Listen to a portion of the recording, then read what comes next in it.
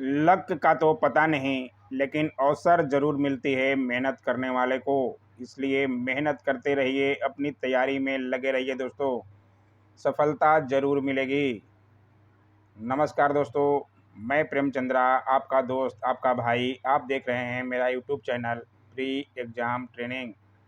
दोस्तों, बीपीएससी की तैयारी करने वाले बहुत लोग हैं और हमारे चैनल पर भी तैयारी कराई जाती है। प्रैक्टिस सेट 18 लेकर हम आपके सामने आए हैं। जो लोग भी 67 देने वाले हैं, सीडीपीओ या डबल एओ की तैयारी कर रहे हैं, या आप एसएससी रेलवे की तैयारी भी कर रहे हैं, ज़रूर देखिए। जीके के सवाल तो बनते ही हैं। इसमें आज 42 सवाल लिए गए हैं, जिसमें आपको 33 नंबर लाना है। कट ऑफ पार करने के लिए आपको 33 नंबर अगर आप लाते हैं तो कट ऑफ पार ज़रूर कीजिएगा बीपीएससी के एग्ज़ाम में। नहीं भी जानते हैं, कोई दिक्कत नहीं है, आप प्रश्नों को देखिए, समझिए और कुछ सीखने की कोशिश कीजिए दोस्तों। आप ही के फ़ायदे के लिए बता रहा हूँ। आइए देखिए, 42 सवाल आज देखते हैं। पहले सवाल से शुरू करते हैं, थोड़ा बड़ा कर लें। पहला सवाल है, लाइक करना नहीं चाह रहे हैं, अच्छा लग जाए तो कर लीजिएगा, और चैनल को सब्सक्राइब मन करे तो कर लीजिएगा। आपके भाई का ही चैनल है, कुछ फ़ायदा ही देता हूँ मैं इस चैनल पर। निम्नलिखित में से किसने हड़प्पा नीति का प्रयोग करते हुए कई भारतीय राज्य ईस्ट इंडिया कंपनी के अधीन कर दिए थे? किसने हड़प नीति का प्रयोग करते हुए, हड़प्पा नहीं, हड़प नीति का प्रयोग करते हुए, नाम जरूर सुने होंगे। बहुत इजी सवाल हो जाना चाहिए अब तो। लॉर्ड डलहौजी के द्वारा किया गया था। 1857 की क्रांति होने से पहले डलहौजी हट गए थे। इसी के कारण जो है 1857 की क्रांति का मेन कारण यही था। तो नाम उनका जरूर ध्यान रखिएगा, लॉर्ड डलहौजी, बहुत बार बताया गया है। आइए देखें अगला सवाल। डलहौजी का शासनकाल उसी समय था, 1857 की क्रांति के पहले। सत्यार्थ प्रकाश पुस्तक के लेखक हैं। ये भी सवाल बहुत बार पूछा गया है। और सत्यार्थ प्रकाश के लेखक जो हैं, बहुत इजी ये भी सवाल हो जाना चाहिए अब तो, सब लोग को पता भी होना चाहिए। दयानंद सरस्वती, नहीं जानते हैं, नोट जरूर कीजिएगा। सवाल ये बार बार आपको, चाहे रेलवे का एग्ज़ाम दे रहे हो, एसएससी का या बीपीएससी का, सवाल दिखेगा ही, इसलिए तैयारी में लगे रहिए दोस्तों। आइए देखें अगला सवाल। निम्नलिखित में से कौन सा ग्रह अंतःग्रह है? कौन सा ग्रह अंतःग्रह है? अंतःग्रह और बाह्य ग्रह होते हैं, आपको पता होना चाहिए। अंतःग्रह में बुध, शुक्र, पृथ्वी तथा मंगल आते हैं।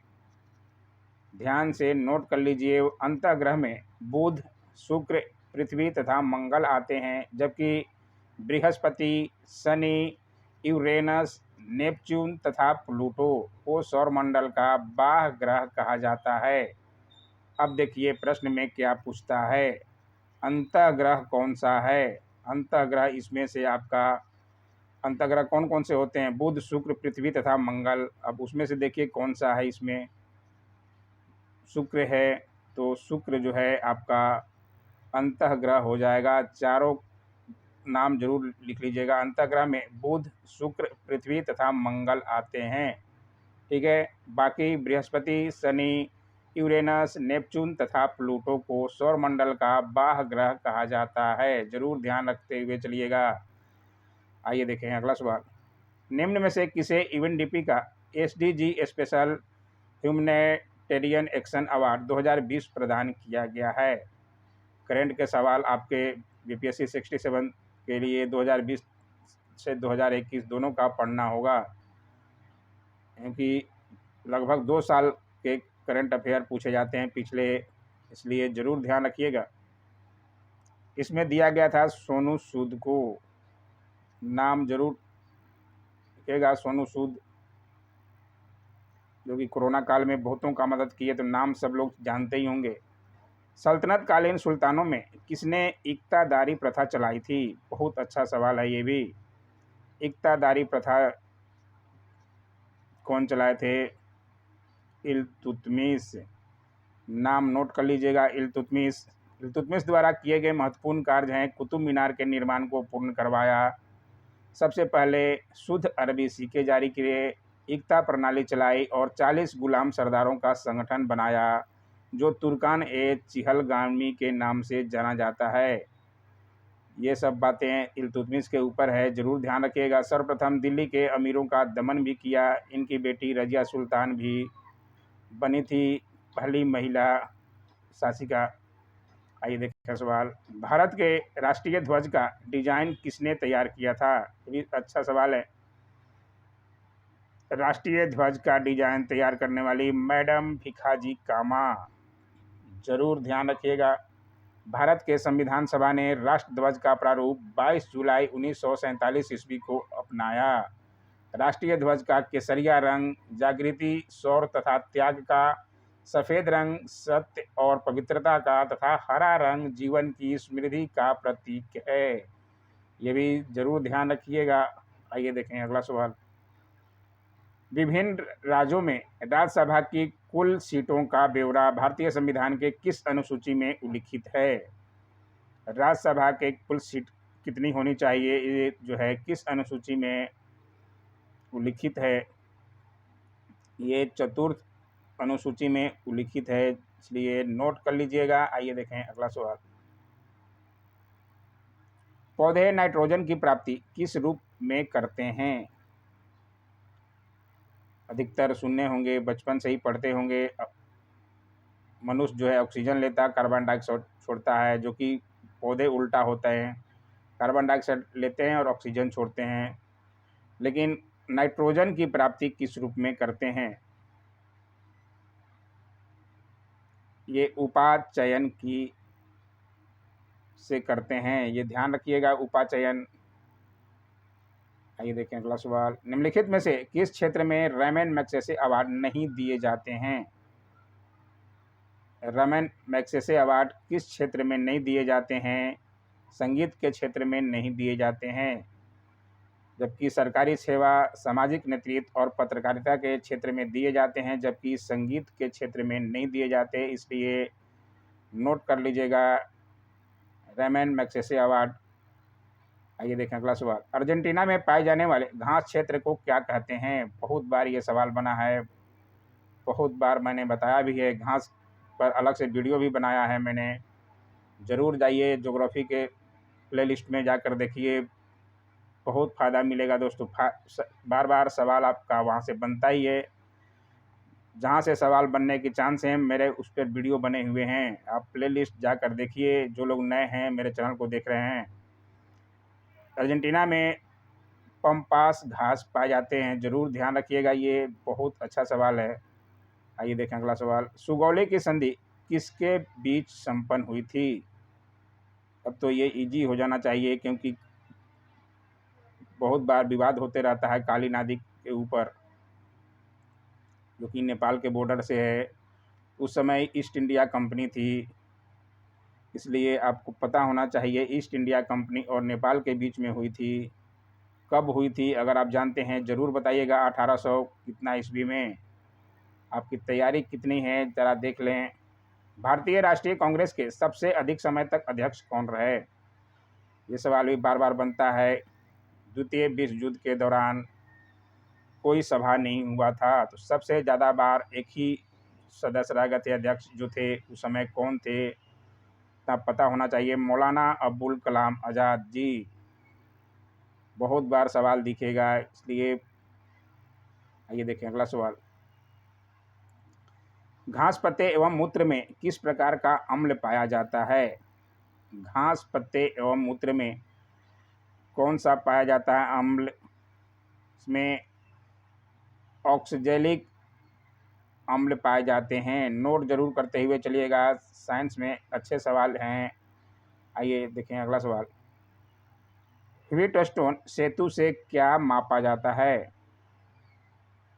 व्हीटस्टोन सेतु से प्रतिरोध मापा जाता है।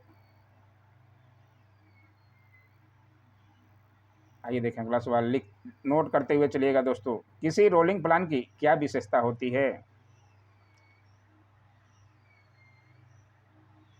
निरंतरता, पुनरीक्षण, लोचनशीलता और सकारात्मकता में से किसी रोलिंग प्लान की विशेषता होती है। इसमें से एक से ज़्यादा ऐसे सवाल पे अधिकतर ई ऑप्शन ही जाता है बीपीएससी का भी। आइए देखें अगला सवाल। वर्ष 1947 ईस्वी में के बाद निम्नलिखित में से किस राज्य को भारत के संघ के साथ बलपूर्वक मिलाया गया? 47 के बाद निम्नलिखित में से किस राज्य को भारत के संघ में, उस समय गृह मंत्री कौन थे? सरदार वल्लभ भाई पटेल, जिनकी प्रतिमा देखे होंगे, उन्हीं के द्वारा किया गया था। हैदराबाद को मिलाया गया था, जरूर ध्यान रखिएगा। निम्नलिखित में से किस धर्म सुधारक की मृत्यु भारत में नहीं हुई थी? ज्योतिबा फुले, राजा राम मोहन राय, आनंद सरस्वती और रामकृष्ण परमहंस में से किनकी नहीं हुई थी? राजा राम मोहन राय की। ये तो बहुत लोग जानते होंगे, बहुत इजी सवाल हो जाना चाहिए। नहीं जानते हैं, नोट करते हुए चलिएगा दोस्तों। सैंधव सभ्यता के ईंटों का अलंकरण किस स्थान से मिले हैं? कालीबंगा से, चौंदड़ो से, मोहनजोदड़ो से या बनावली से? सैंधव सभ्यता के ईंटों का अलंकरण जो है कालीबंगा से मिले हैं। ऐसे सवाल एक रहता ही है, इसलिए इसे भी जरूर ध्यान रखते हुए चलिएगा। डॉल्फिन किस वर्ग का उदाहरण है? डॉल्फिन किस वर्ग का? फिशेज, एवीज, मेमेलिया या एम्फीबिया? आपको साइंस पढ़ना है तो हिंदी इंग्लिश दोनों का भाषा का ज्ञान होना चाहिए, तभी आप साइंस के क्वेश्चन अच्छे से बना पाएंगे। इसमें से डॉल्फिन जो है मैमेलिया का उदाहरण है। आइए देखें अगला सवाल। जब 15 अगस्त 1947 ईस्वी को भारत ने अपनी पहली आज़ादी का जश्न मनाया, तब महात्मा गांधी थे, कहाँ पर थे? 15 अगस्त 1947 को आज़ादी मनाने के समय महात्मा गांधी कहाँ थे? साबरमती आश्रम में, सेवाग्राम आश्रम में, नई दिल्ली में या कोलकाता में? सुने होंगे आप लोग भी, कोलकाता में थे, इसलिए नहीं जानते हैं तो नोट कर लीजिएगा ये। आइए देखें अगला सवाल। बाल्गीहार बांध किस नदी पर बनाया जा रहा है? बाल्गीहार बांध किस नदी पर बनाया जा रहा है? चिनाब, सतलज, ब्यास और झेलम में से बाल्गीहार जो है चिनाब नदी पर बनाया जा रहा है। नोट जरूर कीजिएगा। नहीं जानते हैं, कुछ करेंट भी हैं, कुछ पुराने हैं। निम्नलिखित में से किस देश की सीमा इराक के साथ नहीं लगती है? इसमें इराक के साथ लगने वाली सीमा में जॉर्डन, सीरिया और टर्की आ जाते हैं, जबकि लेबनान की सीमा जो है इराक से नहीं लगती है, इसलिए आंसर आपका डी होगा। आइए देखें अगला सवाल। 42 सवाल है, इसलिए जल्दी जल्दी करना होगा दोस्तों, बहुत टाइम लग जाएगा। द्रवीकृत पेट्रोलियम गैस का रासायनिक नाम है? द्रवीकृत पेट्रोलियम गैस का रासायनिक नाम क्या है? ब्यूटेन। द्रवीकृत पेट्रोलियम गैस का रासायनिक नाम ब्यूटेन है। नोट करते हुए चलिएगा। आइए देखें अगला सवाल। 323 ईस्वी ईसा पूर्व में सिकंदर महान की मृत्यु हुई थी, कहाँ पर हुई थी? 323 ईसा पूर्व में सिकंदर महान, उसके पहले भारत पर आक्रमण कर चुके थे, उनकी मृत्यु कहाँ हुई थी? उनकी मृत्यु हुई थी बेबीलोन में। नाम नहीं जानते हैं, नोट जरूर कीजिएगा, और अच्छे सवाल हैं तो आपको जानना जरूरी है। निम्नलिखित में से किस देश ने अभी तक अपने आदमी अंतरिक्ष में नहीं भेजे हैं? ब्रिटेन, अमेरिका, रूस और चीन में से किस देश ने अभी तक अपने आदमी अंतरिक्ष में नहीं भेजे हैं? इसमें से आपका सही जवाब है ब्रिटेन अभी तक नहीं भेजा है, जबकि अमेरिका, रूस और चीन भेज चुके हैं। आइए देखें अगला सवाल। नया उपभोक्ता संरक्षण अधिनियम 2019 कब से लागू हुआ?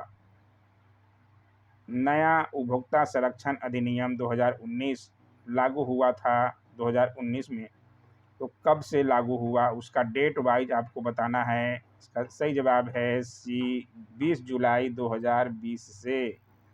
इस तरह के सवाल देखे होंगे बीपीएससी में, खासकर बनते ही हैं। एक अवतल लेंस बिंब का प्रतिबिंब बनाती है, जो होता है, जो कैसा होता है? अवतल लेंस बिंब का प्रतिबिंब बनाती है, जो कैसा होता है? जो आभासी, सीधा और हरासित होता है। इसलिए ध्यान रखिएगा, नोट कर लीजिएगा, सवाल इस तरह से ज़्यादा आते हैं। जब तरंग माध्यम में से चलता है तो क्या होता है? जब तरंग जो है माध्यम में से चलता है तब ऊर्जा आवर्ती रूप में स्थानांतरित होती है, इसलिए ध्यान रखिएगा। आइए देखें अगला सवाल, थोड़ा हल्का सा ही हो गया है। निम्नलिखित में से किस प्रकार के कोयले में उच्चतम कार्बन अंश प्रतिशत होगा? किस प्रकार के कोयले में उच्चतम कार्बन अंश होता है?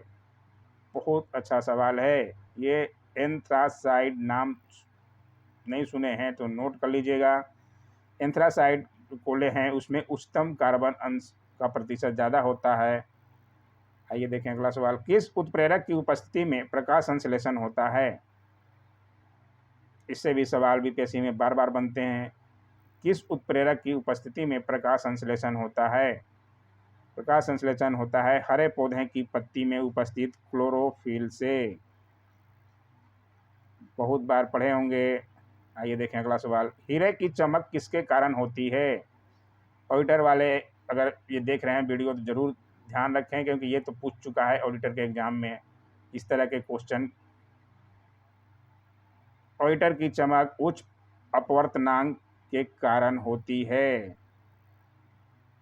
ऑडिटर का जो एग्जाम दिए हैं उनके याद आ जाता होगा क्वेश्चन ये देखकर। एसिटिलीन का IUPAC नाम है। एसिटिलीन का IUPAC नाम है एथाइन। जरूर ध्यान रखिएगा। ऑडिटर के एग्जाम के लिए बहुत सारे प्रैक्टिस सेट डाले गए थे दोस्तों, सवाल बहुत मिले। बीपीएससी के लिए ही ये सेट बनाया गया है, तो जरूर फायदा मिलेगा। वनस्पति घी बनता है जब वनस्पति तेल को उत्प्रेरक के रूप में सूक्ष्म विभाजित निकेल की उपस्थिति में किसके साथ गर्म किया जाता है तब। वनस्पति घी बनता है जब वनस्पति तेल को उत्प्रेरक के रूप में सूक्ष्म विभाजित निकेल की उपस्थिति में किसके साथ गर्म किया जाता है? ये गर्म किया जाता है हाइड्रोजन के साथ, तब ये वनस्पति घी बनता है।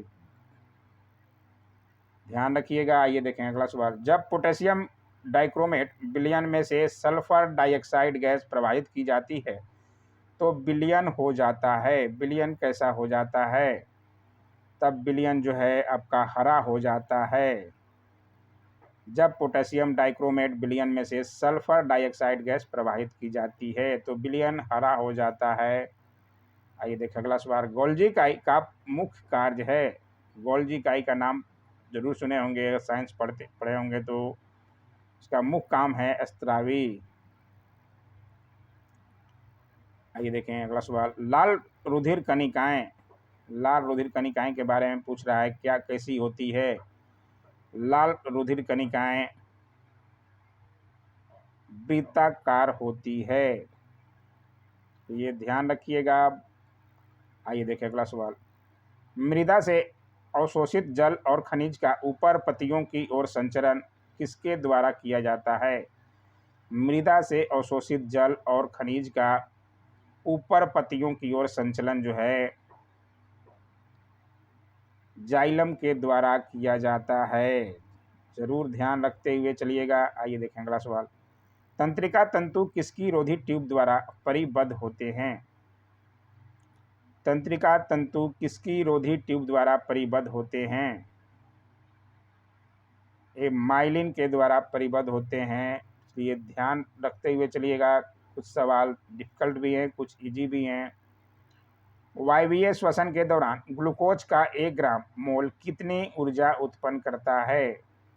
वायवीय श्वसन के दौरान ग्लूकोज का 1 ग्राम मोल जो है 38 ATP ऊर्जा उत्पन्न करता है। ये नोट कर लीजिएगा, सवाल दिख जाएगा आपको। आइए देखें 40 नंबर तक पहुंच गए। प्रकाश संश्लेषण का प्रथम स्थिर यौगिक है। प्रकाश संश्लेषण का प्रथम स्थिर यौगिक इसमें से ग्लूकोज है। नाम जरूर ध्यान रखिएगा। आइए देखें अगला सवाल, 2 सवाल रह गए हैं। पराबैंगनी विकिरण के कारण कौन सा कैंसर होता है? अल्ट्रावायलेट किरणों के कारण कौन सा कैंसर होता है? सुने होंगे, त्वचा पे इसका बहुत असर होता है, इसलिए त्वचा कैंसर हो जाता है। ओजोन रुकता है उसको। आइए देखें अगला सवाल। मानव नेत्र की रेटिना में कौन अधिक कहाँ केंद्रित होते हैं? मानव नेत्र नेत्र की रेटिना में कोण अधिक कहाँ केंद्रित होते हैं? कोण जो है अधिक सिलिया पिंड पर केंद्रित होते हैं। जरूर ध्यान रखिएगा। 42 सवाल में से कितने किए जरूर जवाब दीजिएगा दोस्तों। कैसा लगा वीडियो जरूर कमेंट किया कीजिए। Don't forget to like share comment and subscribe my YouTube channel. अच्छा लगे तो ज़रूर लाइक कीजिए, सपोर्ट कीजिए मुझे भी। मैं आपको अच्छे अच्छे क्वेश्चन लाता रहूँगा। Thanks for watching my YouTube channel.